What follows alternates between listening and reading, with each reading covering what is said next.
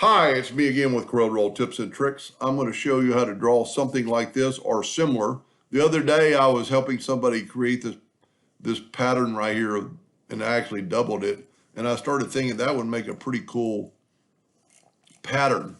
So we're going to do the exact same thing. I'm going to make a rectangle, and I'm going to have my ratio or my corner, edit corner unlocked, and I'm going to type in 2 inches. So you get that sweep. That might be a little bit much. Let's go to 1.5. Then Control D and make a duplicate. I'm going to set my duplicate distance on 0.5. That way you can kind of nudge it over and see what it looks like. And that looks pretty good. So we're going to take the Smart Fill tool, fill that in. I'm going to use a blue that I use a lot because I think it shows off on the video.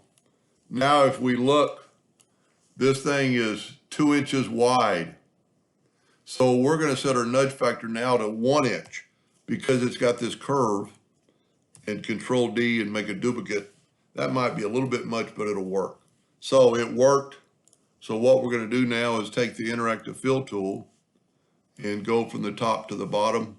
Let's bring in some black and put our slide bar up there so it won't be quite so much black. Matter of fact, we can add another blue, make it a little bluer.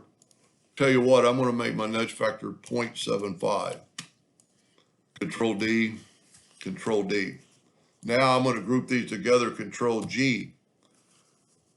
And you can use any number, but if we look now, since we nudged at a particular point, I'm going to get the virtual or the parallel dimension tool and measure that.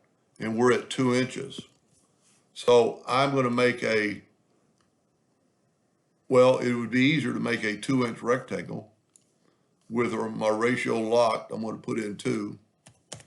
And then I'm going to put it right there on the corner. Now, if I make this a 1 inch block, it'll be right in the middle. And then I can move it up, holding down the control button so it snaps to that corner. Now we're going to take this, and that way these lines will overlap. These are grouped together, so I'm going to Control D and make a duplicate. I'm going to move the center rotation, the center, and I'm going to rotate it 90 degrees. Control D, Control D. And if you notice those lines matched up, now you could do anything to this. You could just fill it in with black or blue. I'm going to take away the outline. And at this time, you could actually make it a little bit bigger. You could make it round. Tell you what, let's do that. Let's replace that with a round block. Tell you what we can do now. Let's Control G to group this together and hit P. That way it'll be right in the center. It kind of looks round from a distance. So we're going to take a round ellipse and hit P and put it in the center of the page and maybe color that all in with blue. Take away the outline so we won't see that. That's pretty cool. Then with this one, get the interactive fill tool and go from the middle outward, but go right here to elliptical and then move and because we've got dark on the outside, let's put dark in the middle. That's too much. We'll spread this out. Whoop, need to go in. So it'll just be blue. There we go.